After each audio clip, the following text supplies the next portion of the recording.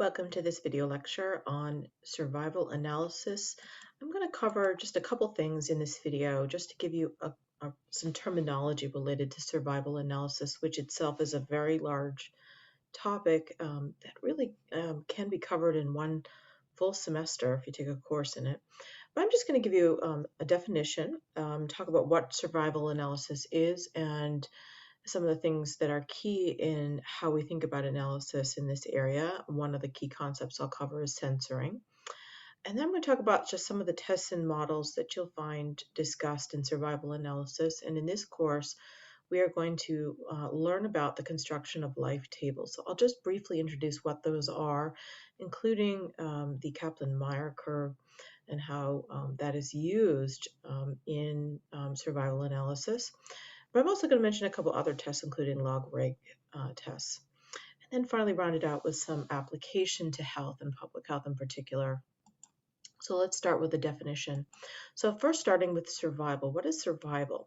Survival is the probability of remaining alive for a specified period of time. So it seems pretty straightforward. So for example, on your screen, I have a graphic 5-year relative survival rates for female breast cancer by race and by stage of cancer. And so you can see here, this is a column chart showing the percent of cases across two different race categories, Black and white as presented here, across different types of cancer, breast cancer, different stages, whether it's localized, regional, or distant. And again, I'm not a clinician, but this gives you some data about breast cancer. Well, the point of this is that it says 5-year relative survival rates. Well, a 5-year survival rate implies there's some kind of analysis here. What is that probability after a diagnosis of breast cancer that you're going to be alive after 5 years? That has a rate, that has a number to it. So the US has calculated this for a number of different diseases and conditions. So for example, in the US, breast cancer survival rates are at 91% at 5 years post-diagnosis. So note I said there's 5 years and there's a diagnosis. There's two different things going on there. You can calculate this for different intervals. And so this is what survival analysis is. So if we look at survival analysis, this is a form of longitudinal analysis where we examine the time from an exposure until something happens, an event occurs. We often call this time to event analysis. Now, the word exposure might throw you off because it might not be a traditional exposure. So for, when we look at things like death, time to, you were born, that was your exposure, and then you died. How long do people live? Life expectancy. That doesn't seem like an exposure, but for the sake of how we think about survival analysis, and we think about it within the context of health promotion and public health, exposure works just fine. And I'll get to a couple of examples where that makes sense in a moment, but let's look at some time to event outcomes. And so death clearly is one of the most common events, but other outcomes that could occur: injury, onset of illnesses, or illness-like events or outcomes relating to an illness like heart attack. Cancer is one of the most common outcomes that is examined as an event in survival analysis. But you could also be looking at a time to something that has changed in terms of a cutoff. So for example, transitioning above or below a meaningful clinical value, like for example, with patients who have HIV, your CD4 count might be very relevant. So when do you transition to a specific level that goes above a threshold? And so that could be what is examined in survival analysis. So here's an example. This is just, this again, an infectious disease, but I'm using it as an example. We don't typically look at infectious disease in survival analysis, which I'll talk about in a second.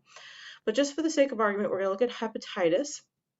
So imagine your patient has been diagnosed with hepatitis. And so from the diagnosis of hepatitis, so you have hepatitis, there's a progression to an outcome. And for patients with hepatitis, the main issue that you would look for is the development of cirrhosis of the liver.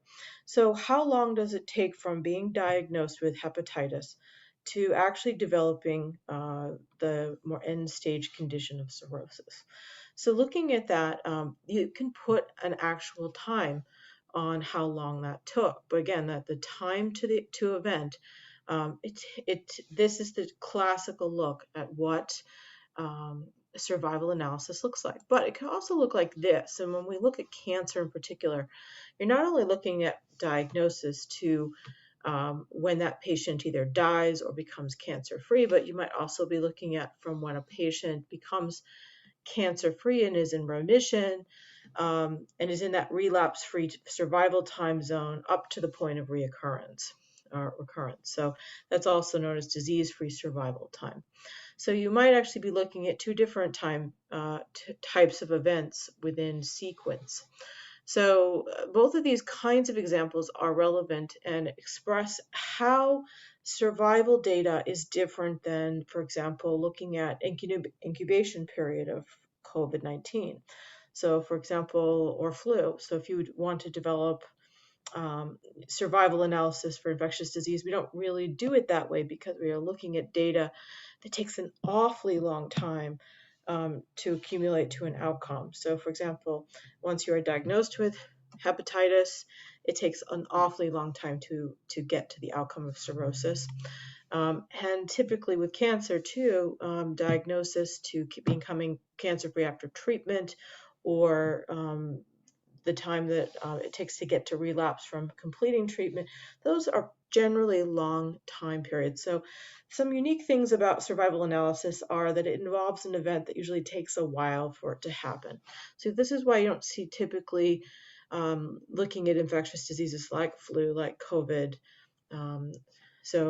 We really just focus on things that have some kind of delay. There's a progression on a dimension, and that's usually time. There are some exceptions to that, but time is typically what it is. If you look on your screen, you have an example here. It shows on your on the axis, horizontal axis here, years, so 0 to 8 years. And this actually shows two different groups, a group that gets radiotherapy and something called CAP, and then radiotherapy alone. Compares two different groups. And it looks at the probability of relapse-free survival. This is a cancer analysis. So it's looking at treatments comparison across two groups, and it's looking at the survival rate for relapse-free time. Again, going back to this particular example, looking at that relapse-free time. A third unique feature of survival analysis is the outcomes are always in the positive direction. You can't go in the negative direction. Even if death is a negative outcome, we don't really mean negative as in a negative outcome per se, but positive, orientally directed to, you start at 0 and it goes to something in a positive number. Distributions are also often skewed.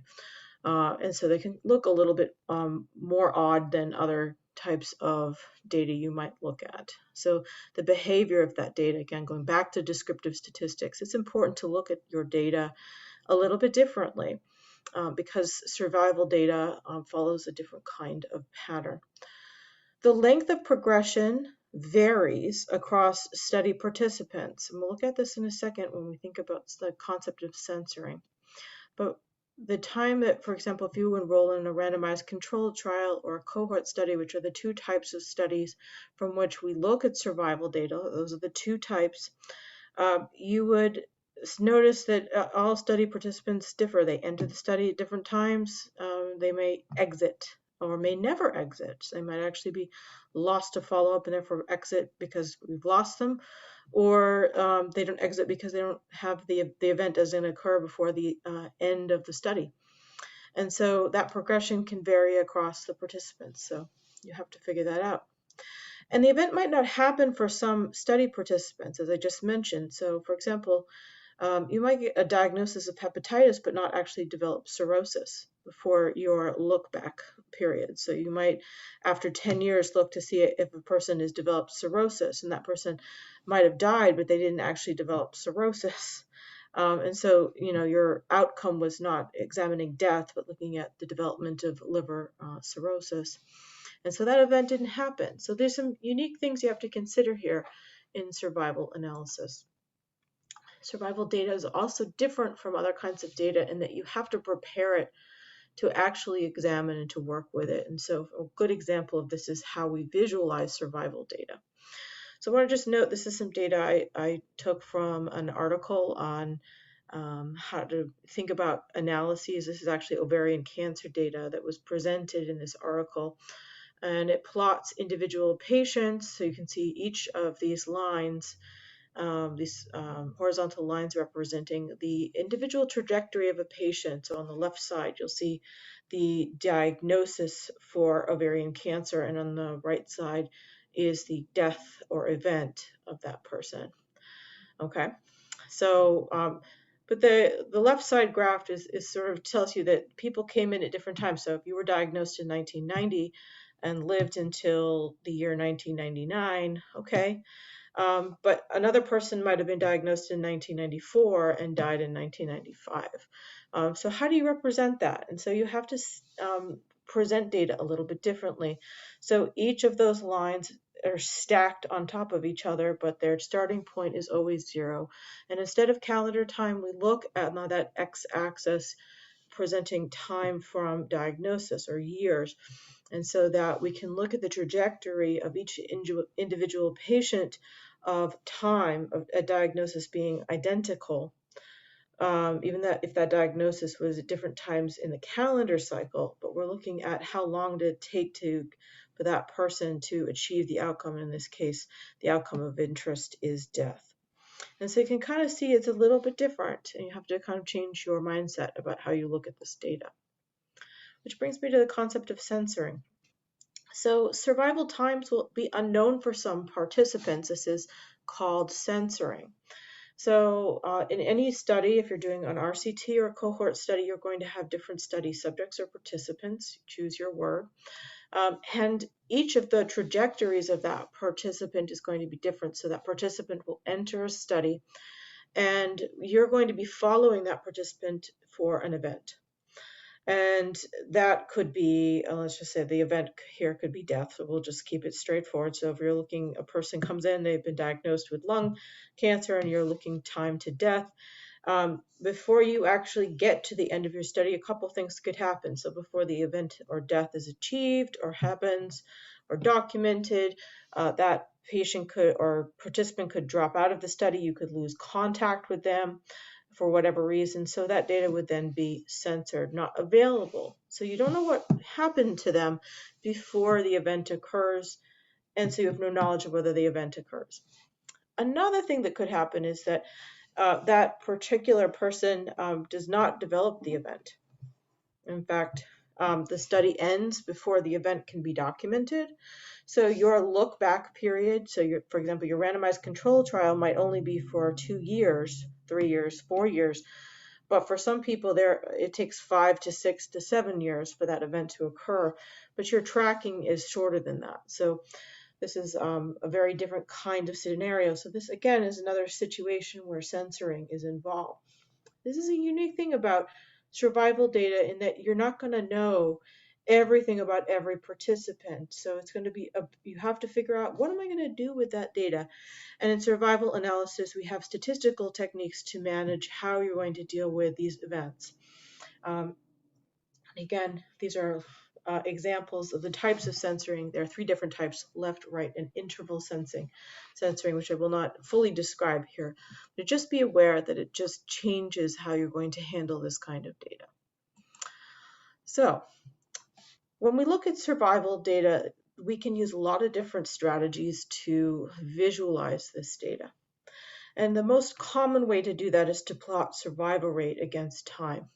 Now, in this particular example, I'm plotting, you make different calculations based on the data that you have, and you can present that calculation in a couple different ways. I'm using a Kaplan Meier plot in this example. This is non-parametric, so it's very clearly, you can see the steps.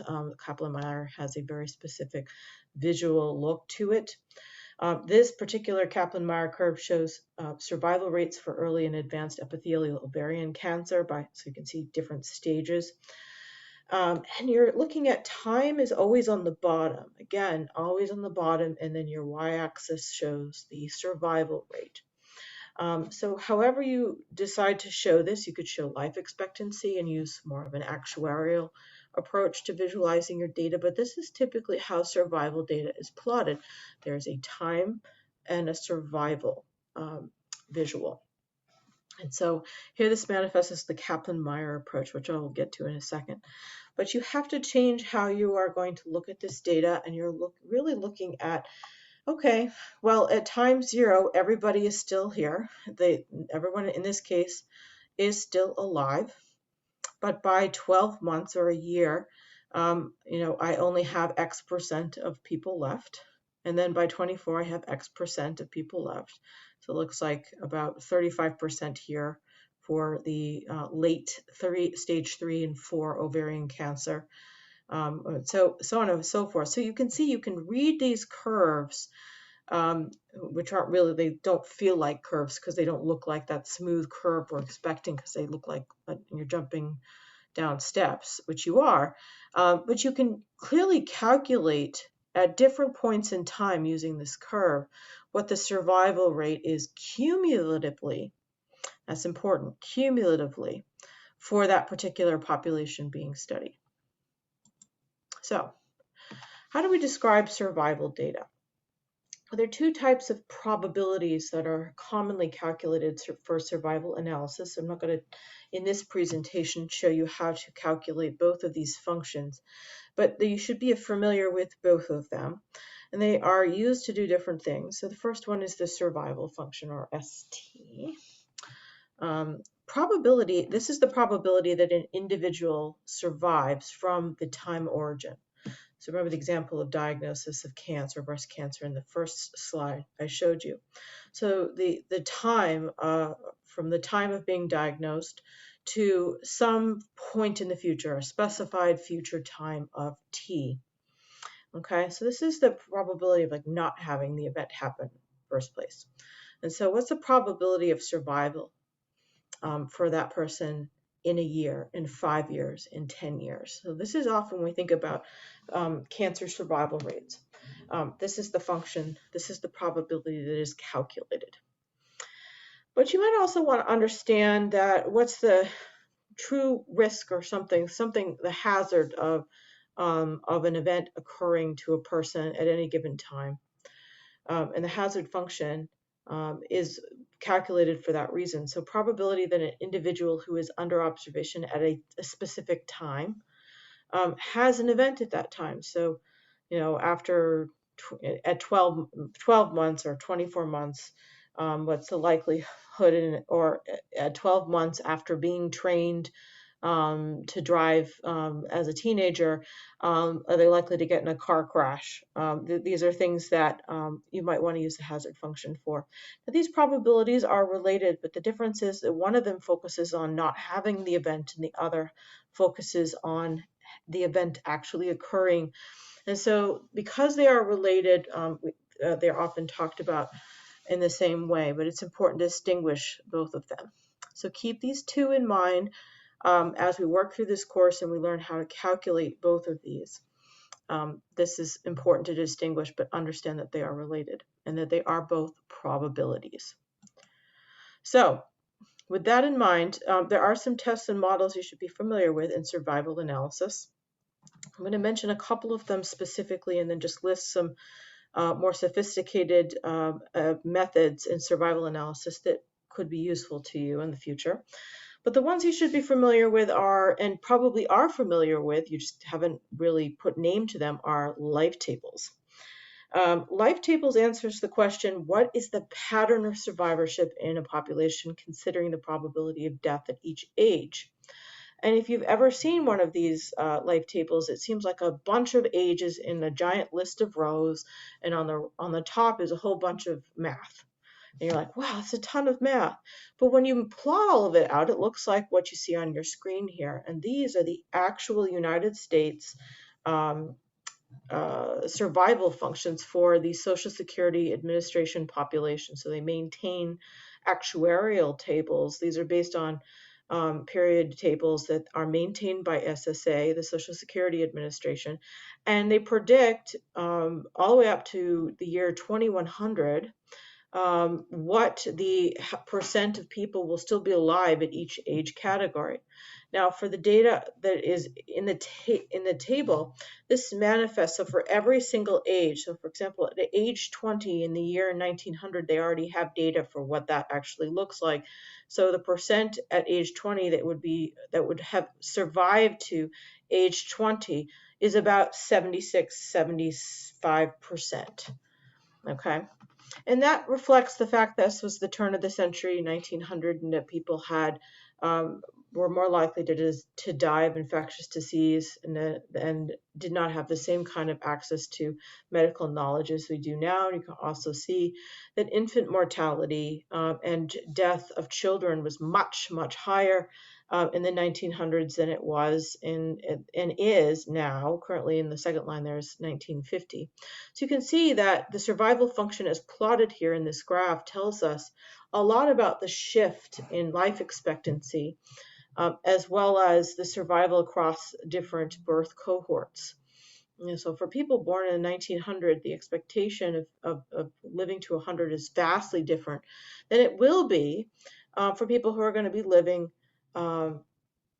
many, many years later. So there's a whole table that powers this chart, and that is called a life table, which you can calculate on the basis of the total number of people who are living and the total number of deaths. And there's some other assumptions you can make too to create that kind of table.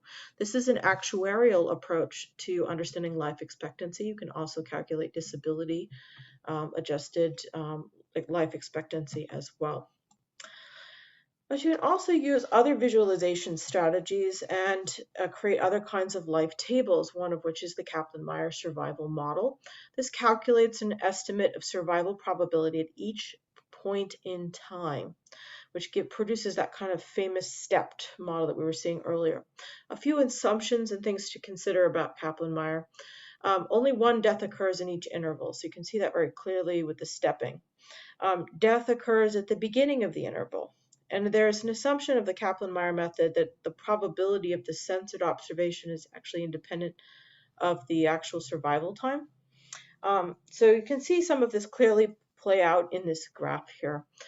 This is a group of 20 mice that were inoculated with something called enos, and also subsequently had rabies. And so we're looking at two different groups. If they were inoculated with this gene therapy, would they be less likely to die and actually survive? And of course, rabies is almost certainly fatal without treatment. And of course, that shows here if you see the dotted group 1 line, that is the group that was very unlucky not to get any assistance there, but every other mouse in the other group died with some exception up to day 30. So you can see that a small proportion of mice did actually survive at day 30, and that's the end of the actual time of observation. So you can read these curves really well, but this is an example of how you can estimate probability of survival at each time point, what percent were surviving at each point in time. It's a very small group, but it's very powerful to look at the differences across groups. Now, the log rank test is another way for us to look at survival data, and this allows for direct comparison of the Kaplan Meier curves for 2 or more groups, which we just looked at for the rabies example. Here's another example. This is actually a real study that was done that has kind of a storied history. This is an infamous paper showing overall difference in life expectancy of 3.9 years between Academy Award winners and those who were just nominated. And it posited this, this is actually quite famous. It posited that this was a real thing and in fact turned out to be wrong. There was some adjustments that were not done. And it was plotted using the Kaplan Meier technique. So you can kind of see how that was done, but the log rank was the test that was completed and calculated to see this difference. And again, it's a powerful way to look at two groups. So, who lives longer? You can actually quantify that, but you just have to be careful that your data is actually correct when you make that assumption. So there are some other tests and models you should probably be aware of. We are not going to learn how to calculate these in class, but they are really important. The first one is the most important on this list, which is the Cox proportional hazard regression. This uses semi-parametric data. Not all data in survival analysis is non-parametric or parametric. It can actually be kind of an in-between. And this is used a lot in public health research. I also see sometimes more parametric data, these kind of accelerated time models that are becoming more popular and being used in health research. Frailty cluster models, competing risk models, and discrete time models are also other examples of the types of tests and or models that you can conduct in survival analysis. Discrete time models in particular are really helpful when you have data that are not continuous, and you can use logistic regression techniques to build appropriate models. So those are just some examples of the types of tests and models we will not cover in too much depth, but if you see them in a paper, this is, again, part of the discipline of survival analysis. And just briefly, there are lots of applications to health of survival analysis. The first part is just looking at births and deaths, marriages, and other vital statistics to understand patterns, and also to look for epidemiological patterns. We collect a lot of data about different diseases like cancer. We have an entire database, the SEER database, used in the United States, where we can look to see who is surviving. For example, if you do disparity or inequity research, and you want to understand who is dying of cancer versus who is not, and you want to dig into why is that happening, you first have to establish how long are people living and who isn't living as long as other people.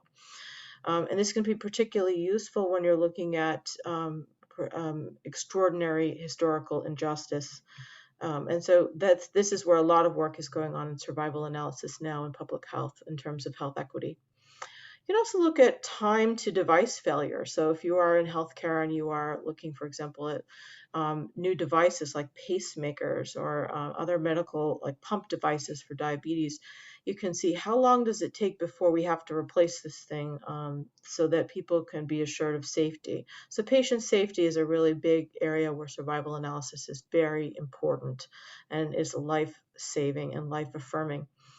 We can also use survival analysis to look at applications in health services and administration, how to actually set up services so that people use services and they're appropriately administered. For example, time to readmission, prepping units and prepping staffing to be prepared for when readmission might occur, and also to look at quality of care and delivery of care to be assured that people are getting what they need, so that if to prevent unnecessary readmissions based on failure of quality of care.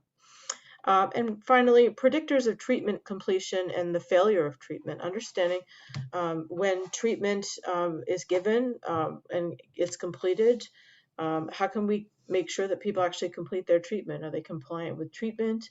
What are some of the things that predict people who are non-compliant with the treatment plans that they are given?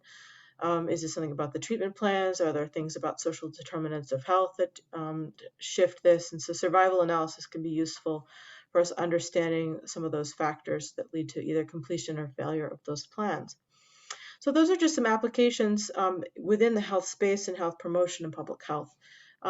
This is an important field, and it's often overlooked because of how it seems that it's really complicated. And yes, there's a lot of complex math in survival analysis, but there are so many things that you can do with this kind of work. And I think it's also very relevant because of the kind of work that public health is, because of how longitudinal public health problems are. So we'll see you in class, but we will discuss how to construct life tables and how to construct and to graph Kaplan Meier curves.